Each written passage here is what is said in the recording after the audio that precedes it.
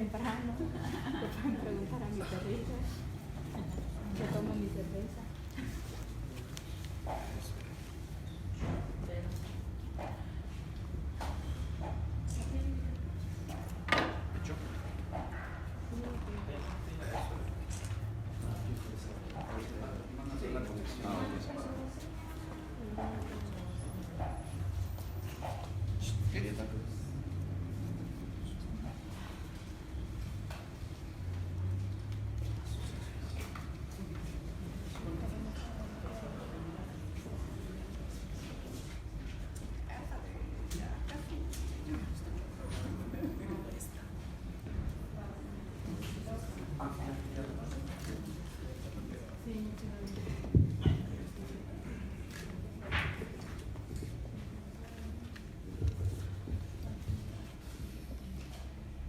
Buenas tardes, compañeras, compañeros.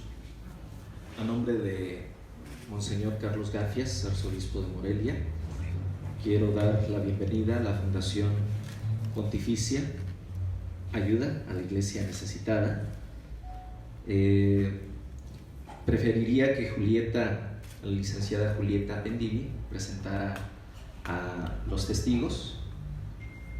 Para la dinámica de esta rueda de prensa, en primer lugar ellos van a llevar la dinámica del compartir de la información, y en segundo lugar vienen las preguntas. Sí, como siempre les pedimos una sola intervención y mencionando su nombre y al medio que representa. Bienvenidos.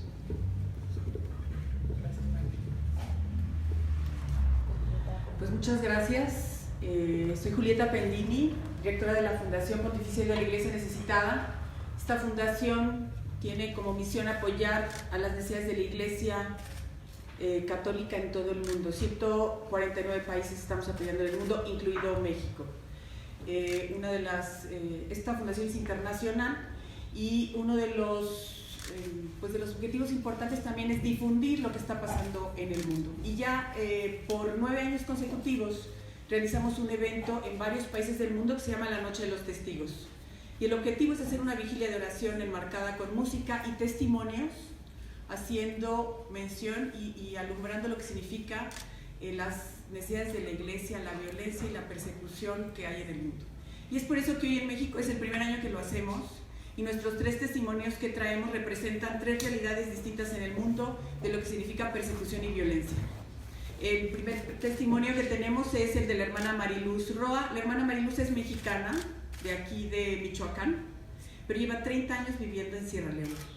Sierra Leona, como ustedes saben, es un país que vivió 10 años la guerra civil y 2 años ébola, lo cual ha significado muchas muertes, y es la Iglesia la que ha estado ayudando a soportar toda la violencia y todo lo que se ha generado en este país para poder apoyar a avanzar. Tenemos a nuestra hermana María Herrera. María Herrera es una madre de familia con 8 hijos, 4 desaparecidos. También aquí queremos hacer notar lo que significa la violencia en México, el narcotráfico, la corrupción, y lo que eso ha significado para tantas familias aquí en el país. Sabemos que Michoacán es uno de los países más violentos, y por eso es que ella está aquí con nosotros. Ella también es de Morelia, no de Morelia, de Michoacán, y por eso pues es importante su testimonio. Para todos ustedes quiero que sepan que México es el país número 1 en Latinoamérica con muertes de sacerdotes. Guerrero es el estado número 1 con mayor número de muertes, y Morelia le sigue en segundo, Michoacán le sigue en segundo lugar. Y acabamos de tener el asesinato de 2 sacerdotes hace 4 días. Entonces estamos viviendo una persecución importante aquí en México. Y por último tenemos la presencia del arzobispo de Alepo, Siria, Monseñor Anthony Chata. Pues como ustedes saben, Siria ha sido un país con 8 años de guerra por una persecución hacia los cristianos que es la minoría, y que detrás pues hay cuestiones políticas y económicas que ya nos contará monseñor. Entonces los dejo con ellos, darán 5 minutos de presentación, y pues lo importante para nosotros es denunciar esto y anunciarle al mundo lo que está pasando. Comenzamos con la hermana, por favor, Mariluz. Gracias. Agradezco la oportunidad de estar frente a ustedes como michoacana, Me siento muy orgullosa de mi tierra y quiero compartir con ustedes la experiencia, en mínimo, de nuestro trabajo, el trabajo de la Iglesia en Sierra Leona durante los 10 años de la Guerra Civil. Primeramente, también quiero agradecer todo el apoyo que las naciones y los organismos internacionales prestaron a este pequeño país que solo cuenta con 6 millones de habitantes, que quizá ustedes ni siquiera sepan dónde está, porque es muy pequeñito. Es un país lleno de alegría, de luz, de danza, de color, pero también con mucho sufrimiento, con mucha violencia, violencia contra la mujer, corrupción, violencia de la pobreza, de la ignorancia, de la marginación. Un país que es sumamente rico. Tenemos todos los minerales que ustedes ven que se usan en la tecnología moderna, como el rutilio, que es tan apreciado, los diamantes. Si ustedes vieron la película de los diamantes de sangre, se pueden dar una idea un poco cercana de cómo hemos vivido los años de la guerra. La Iglesia, aunque es un país musulmán en un 94%, la Iglesia se ha organizado para vivir junto a los pueblos que han sido dañados y estamos juntos en la recuperación del país. Después, unos años después, nos ha venido otro tremendo latigazo que ha sido la ébola, más temible que la misma guerra civil, en donde 10 hermanas de mi comunidad fueron secuestradas por 3 días por los rebeldes. Posteriormente, otras 7 hermanas religiosas javerianas fueron también secuestradas. Ellas permanecieron en manos de los rebeldes por más de 3 meses. Otro grupo también de sacerdotes que fue encarcelado, torturado. El mismo arzobispo de la ciudad de Freetown también fue torturado. Estas hermanas de las hijas de la caridad de la Madre Teresa, 5 de ellas fueron secuestradas y muertas. Todo el país se movilizó por la persecución de los rebeldes que usaban mutilar, cortar las manos, el brazo o el hombro de las personas a quienes lograban coger en vivo. Esta experiencia de dolor que todos vivimos nos unió y nos llevó a compartir todo lo que teníamos en las manos.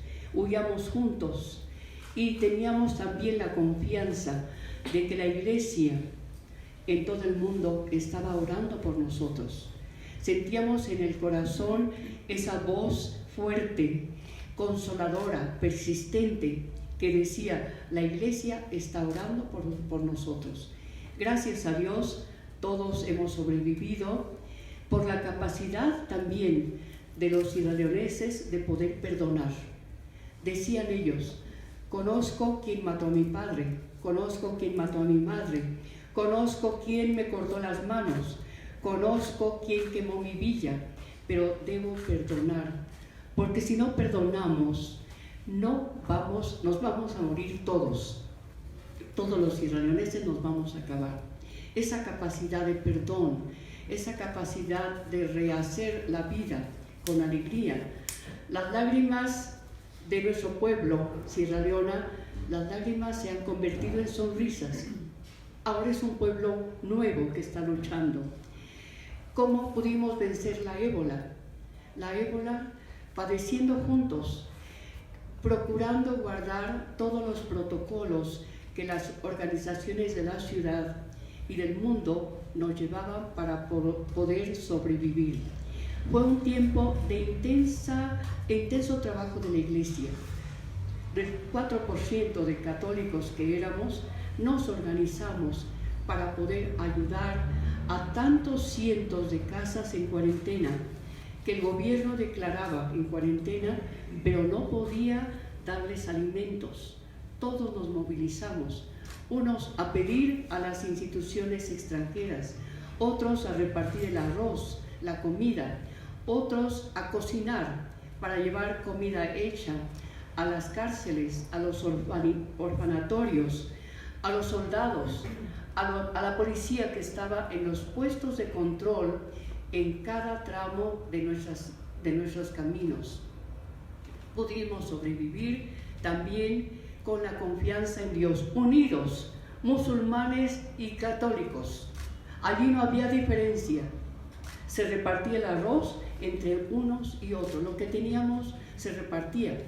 No podíamos transitar, no podíamos ir a los mercados, no podíamos salir a la calle, no podíamos tocarnos, no podíamos abrazarnos, no podíamos jugar con nuestros niños ni abrazarlos tampoco.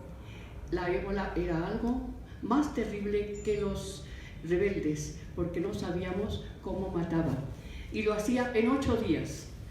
Muchos de nuestros cristianos, hermanos de San Juan de Dios, incluso 5 de nuestras hermanas estuvieron en cuarentena 21 días, porque habían ido a visitar a un hombre que ya estaba vomitando sangre. Consolábamos a la gente por teléfono. Los sacerdotes no podían ir a confesar a la gente nuestra, la confesaban por teléfono. Todo esto y la violencia de la corrupción, la degradación de la mujer no tiene voz ni voto. Los niños, la pobreza de nuestro país es una cosa que hace al pueblo doliente, donde la iglesia, los misioneros, los voluntarios tienen una parte muy importante que jugar. Yo les invito a que piensen un poco en esto. Necesitamos más misioneros, misioneras, voluntarios, la prensa que nos haga un buen servicio de informar con la verdad a la gente para que todos podamos vivir en paz, para que en nosotros haya una civilización del amor. Muchas gracias. Más para su conocimiento, Sierra Leona es todavía más pobre que Haití, para que ubiquen un poco el índice, todavía es de los más pobres de todo el mundo, de los 196 países. Y se encuentra en África, a un lado de Costa de Marfil, y esta zona, para que lo ubiquen, no está en América, está en África. Seguimos con nuestra hermana María Herrera. María. Bien. Pues gracias por el espacio y gracias por atender a este llamado. Esperamos y los invitamos para que nos acompañen hoy por la noche, a las 7 de la noche, y puedan ustedes empaparse más de la situación que estamos viviendo. Pues bien, yo soy una víctima más de las miles y miles que hay en nuestro México. Se desató una guerra aquí en México de una forma muy cruel, disfrazada, porque nos hicieron creer que la guerra era contra el narcotráfico. Pero la verdad es que esta guerra ha sido en contra de nuestras familias, en contra de los jóvenes sobre todo. Y estamos viendo que principalmente en contra de los estudiantes. Lo que les va a comentar nuestro obispo es lo mismo que se ha vivido en todas las guerras. Lo que sí también quiero aclarar es que después de una guerra no se puede combatir con más guerra, es decir, con el ejército. Han militarizado las calles, están militarizando México, y esto es una voz de alerta que debemos llevar en nuestros corazones y en nuestras mentes, porque tenemos que pensar en que México les vamos a dejar a toda esta juventud, a toda esta niñez que viene detrás de nosotros. Debemos protegerlos. Y también quiero decirles que este dolor que yo llevo de tener a mis 4 hijos desaparecidos, llevo casi 10 años en su búsqueda. Es un tormento para las madres, para las familias. No queremos que más madres, que más familias se vean sumergidos en este dolor. Pedimos su ayuda, porque solo Dios nos puede dar esa fortaleza para seguir de pie.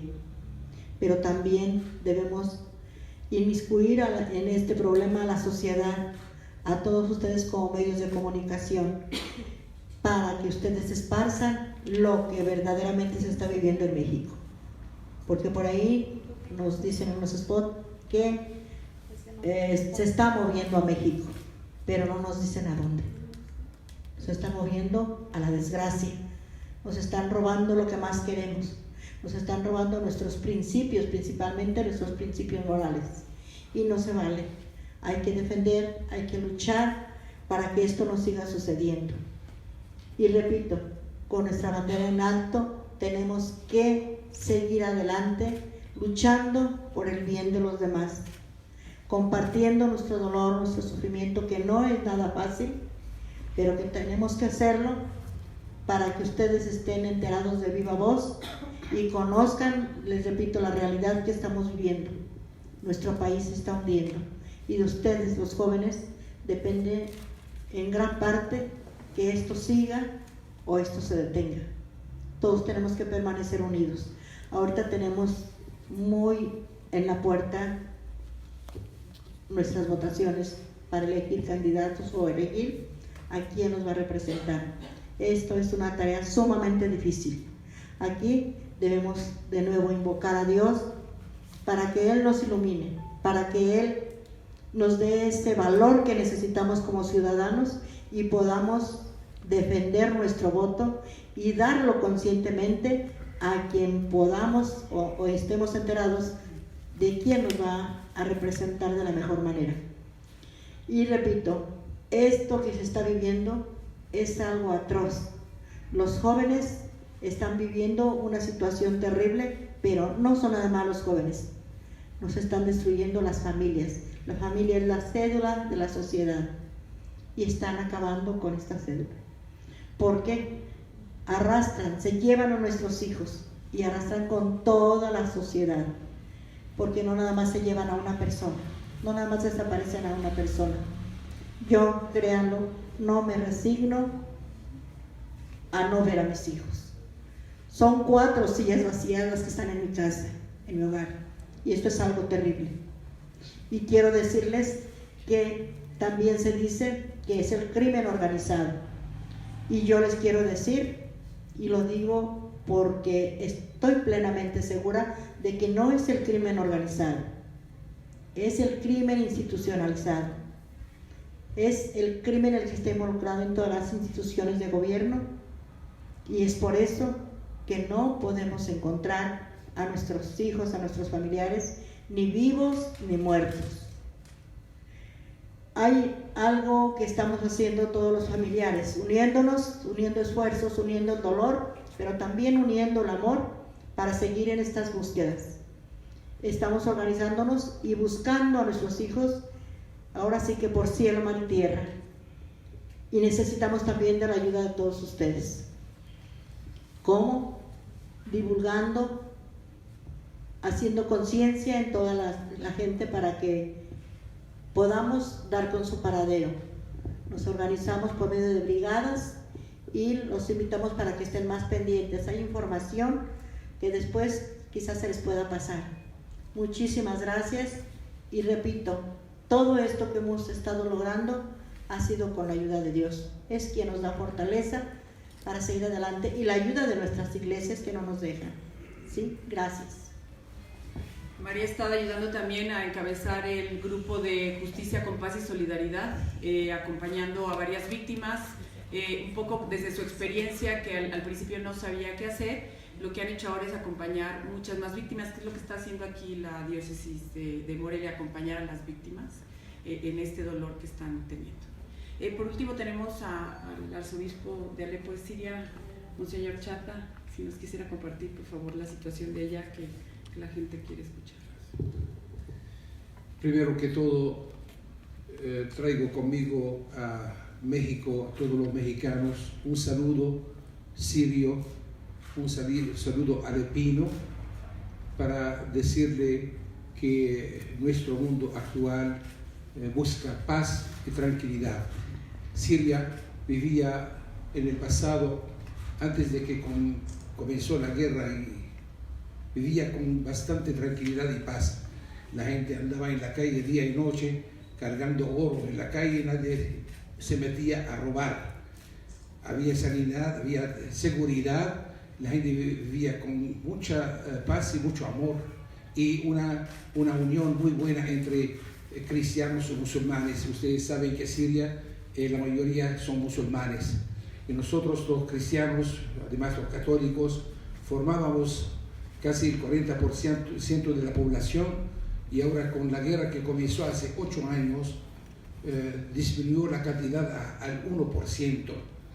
Lamentablemente que vino el terrorismo y la violencia de fuera del Medio Oriente, no sabemos por qué, pero sí sabemos que esta gente que quiso meterse en el país por puros intereses materiales es para agarrar el petróleo del país y el gas y otros intereses también. Entonces entraron y empezaron a matar, a poner mucha violencia, disminuir de la dignidad del ser humano, matando, rompiendo, tumbando edificios, hospitales, iglesias, colegios. Ese terrorismo, esta violencia se sembró en esta tierra donde había paz, ahora vive en guerra. Y esta guerra destruyó todo, destruyó todas las relaciones buenas entre los ciudadanos. Y esto pasó desde que empezó la violencia viniendo del occidente hacia el oriente, pasando por Irak, Libia, Yemen, Egipto, Jordania, Líbano y ahora en Siria. Esto destruyó hasta la mentalidad. El hombre ya empezó a ser más violento que antes, ya empezó a matar y a cometer crímenes todos los días, con cohetes, con misiles que caen todos los días, de parte de quien lo sabemos, y ahí caen muchas víctimas, muchos mártires, y puedo decirle que ahora nosotros en Siria, los cristianos, somos mártires vivos, lo que quedamos, porque realmente hubo mucha muerte en la ciudad de Alepo, que cuenta con 5 millones de habitantes, y los cristianos que recibieron tantas muertes, tanta violencia, empezaron a salir. Lo que pudieron salir de la ciudad, salieron. Lo que quedaron, la iglesia se metió a ayudar a estas familias que quedaron pobres todas, sin comida, sin luz durante 5 años, sin electricidad, sin agua potable, sin medicina. Esa violencia sí derrumbó todo, lamentablemente. Pero ahí estamos, la iglesia está ahí metiéndose para ayudar a levantar el ánimo de estas familias para que queden en su tierra. Pero preguntamos nosotros siempre por qué la violencia. Si este país vivía con bastante paz, si no tenía problema, que tenía buena relación con el mundo, ¿por qué la otra parte quiso derrumbar a este sitio del Medio Oriente? ¿Por qué quisieron los grandes o los poderosos tumbar al Medio Oriente? ¿Por qué quisieron vaciar el Medio Oriente de los cristianos? Esta fuerza mayor influyó sobre los musulmanes, que se metieron en cantidades, millones y millones, para también meter su violencia en medio de la tierra bendita, que es la tierra donde nació Jesucristo. Entonces, esta violencia que vino de la parte de la religión musulmana quiso influir sobre la vida de los cristianos. Por eso hubo esta violencia, ese terror, para vaciar el Medio Oriente y sembrar una religión de terror y de violencia. Nosotros queremos alzar la voz para dejar entender al occidente, especialmente a México, a todos los mexicanos, a todos los cristianos de este país, por medio de esta iglesia, de ayuda a los sufrientes, a los caídos, esta ayuda pontifical que representa aquí en México la bondad de la ayuda al ser humano. Pedimos a ustedes de rezar para que esta iglesia, esta familia, esta cristiandad del Medio Oriente siga firme en su fe.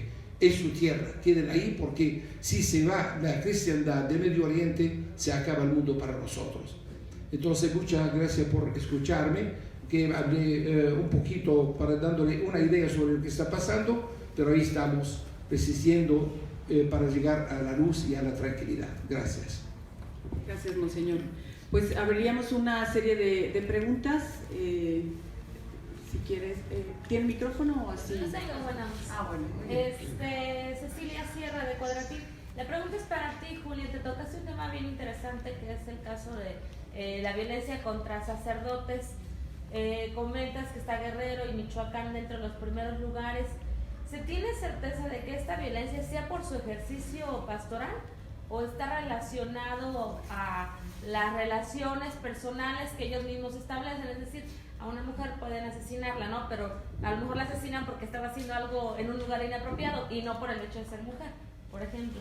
Sí, qué bueno que lo mencionas. El Centro Católico Multimedial, encabezado por el Padre Omar, hizo toda una investigación de los últimos 25 años. Acabamos de publicar el libro, la Fundación lo coeditó, por cierto traemos varios libros por si quieren, en donde se hace esta investigación. La investigación comienza con la muerte del cardenal Posadas, que todos lo conocen, y termina ahora con el padre Machorro, pero acabamos de tener asesinatos estos dos últimos. ¿Cuál es lo que se ha visto? Es que el 80% de estos sacerdotes eran sacerdotes que defendían derechos humanos, que estaban tratando de generar diálogo entre las instancias, inclusive entre espacios donde estaba el narcotráfico para generar instancias de paz. Hay un patrón en cada muerte, y hay tortura en estas muertes. Y si se fijan, cada muerte lo que ha hecho el gobierno es desacreditar al sacerdote que han asesinado. De inicio se desacredita, era parte del gobierno, lo encontraron al lado de uno que tenía una pistola, etc. Entonces sí, efectivamente hay una desacreditación, pero se ha visto en la investigación que son sacerdotes que han estado trabajando en favor de la gente. No queda que alguno pues tuviera alguna situación, pero les recomiendo que se metan a ver esta investigación, que además habla de cada uno de los sacerdotes y te da las especificaciones de cada uno. Centro Católico Multimedial, investigación del asesinato de los sacerdotes, y el libro se llama Tragedia y Crisol del sacerdocio en México. Maricela López de Penal de Michoacán, ¿cuántos casos tienen registrados en los últimos años? Y en Michoacán, ¿cuántos casos tienen registrados? No me sé exactamente en Michoacán, aunque es el segundo, creo que van 9. En total van 68 sacerdotes asesinados, del último sexenio van 21, se quedó Calderón con 15 y ya vamos en 21 en México y todavía no terminamos el sexenio. Es decir, está un incremento importante. Al final hay una conclusión que se dice, tenemos que hablar de la violencia en México, no solo de los sacerdotes, sino de todos, de todas las personas. Bueno, tenemos aquí el caso de María con sus hijos y de lo que estamos viviendo todos en México. Hay un mensaje claro del narcotráfico y de la gente que está detrás, antes había un respeto a los sacerdotes y ahora hay un mensaje claro que hasta con los sacerdotes nos metemos, así que quien no se alinee se atiene a lo que pueda suceder, y eso es importante saber. Hola, Rosa María Sánchez de Provincia. Dos cosas, perdón, padre, pero hay un tema que me quedó un poco corto. Primero, Julieta, preguntarte, el hecho de que vengan por primera vez aquí a Michoacán, al que ustedes están reconociendo como el segundo estado con más muertes de sacerdotes, ¿tiene que ver en la decisión que tomaron de venir aquí? ¿Qué van a hacer? O sea, ¿qué sigue a este testimonio de gente involucrada como la hermana Luz y María y demás? Eso por un lado. Y por el otro, María, preguntarte, lamento mucho tener que preguntártelo, pero quisiera pedirte que nos dijeras un poquito más de en qué condiciones desaparecieron tus hijos, dónde desaparecieron, sus edades, o sea, si había algo que estaban participando, alguna asociación, alguna, no sé, en el orden que ustedes quieran. Sí, no solo lo hacemos en Michoacán, lo estamos haciendo en 4 estados de la República que representan Morelos, Ciudad de México, terminamos mañana con la Ciudad de México. Ciudad de México es el tercer estado con mayor número de sacerdotes asesinados. Guadalajara, que ahí sí no es un estado que represente mucho esto, y Morelia. Entonces sí tiene un connotado de manifestarnos sobre todo en estos lugares de la violencia, y más que nada es decirle a este país hay una iglesia necesitada atrás, hay una violencia y una persecución, y la persecución que hay a los cristianos, a los católicos, a esta comunidad, se manifiesta en distintas formas, ¿no? En Siria de una forma, en África en otra, y en México otra, y eso lo tenemos que entender en un contexto más amplio. Bien, pues mira, mis hijos, dos de mis hijos, número uno, mis hijos trabajaban en oro. El oro. El oro. Oro. Oro. ¿En Sí. qué parte, María? En diferentes partes de la República, pero ellos les tocaba, porque se dividían en grupos, iban a Guerrero. ¿Por qué? En Tasco, Guerrero, siempre se ha dicho y se ha conocido que es una parte donde hay el mejor oro. Ellos viajaban y en Atoyac de Álvarez Guerrero fueron interceptados por la policía ministerial y el comandante en turno y su grupo de policía. Sabemos perfectamente bien que ellos se los llevaron. Esto no creo que sea nada nuevo para ninguno de ustedes. Aquí está involucrada la policía. Cuando me pasa esto, yo sentí, pensé que era la única persona y pensé que era por el oficio que desempeñaban. Lo primero que se vino a mi mente fue por robarlos.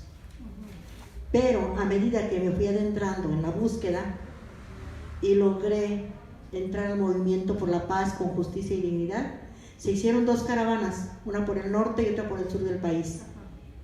Y ahí me empecé a enterar de que no era por el oficio, que se llevaban a quien se encuentra en el camino. No hay carretera segura, no hay un lugar de diversión seguro para los jóvenes, es más, ni para los adultos.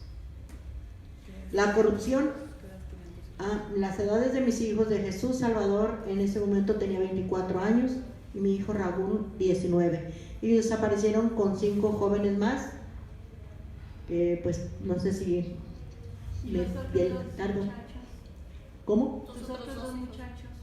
A los 2 años, después de una intensa búsqueda, decidieron ir a trabajar para seguir apoyándonos para lo de la búsqueda de mis hijos y al mismo tiempo buscar a sus hermanos. Ellos se fueron por otro rumbo porque ya descubriendo cómo estaba Guerrero, a mí me dio miedo y les dije que no salieran a ningún otro lado. Se fueron a Veracruz, iban con rumbo a Vega de la Torre, pero no les dieron tiempo de llegar a su destino.